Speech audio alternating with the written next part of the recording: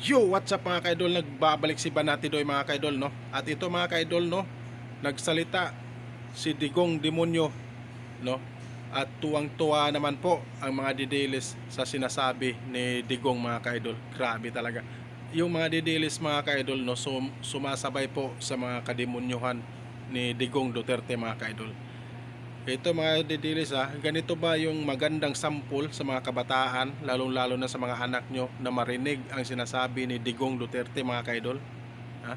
Ganito ba ang gusto nyo na mamamatay tao? No? Ganito ba gusto nyo na marinig ang sinasabi ni Duterte sa mga kabataan, lalong-lalo na sa mga anak nyo, mga bubong mga didilis? No? O ito mga didilis, no? Kung marinig sa mga anak nyo ang sinasabi ni Digong Demonyo Duterte,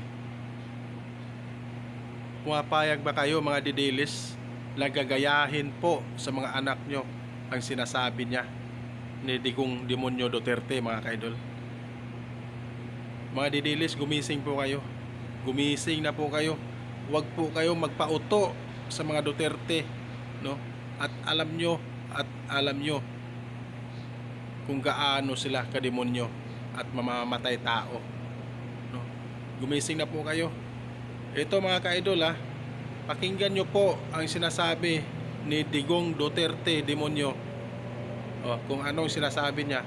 At tuwang-tuwa po ang mga didilis, ng mga bubong didilis, tuwang-tuwa po sa sinasabi ni Duterte mga ka-idol. Grabe. Panoorin mga ka-idol.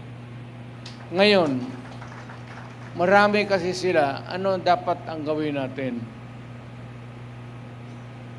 Patayin natin yung mga senador ngayon para mabakante.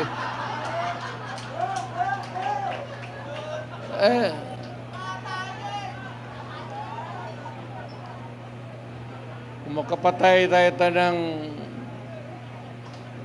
mga 15 na senador, pasok na tayo lahat.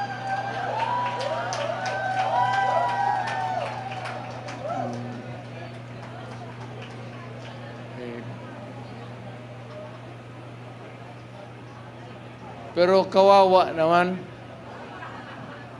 Pero nakakainis kasi yung, hindi naman lahat. Pero, sabi nga, talking of opportunities, the only way to do it is to pasabugin na lang natin yung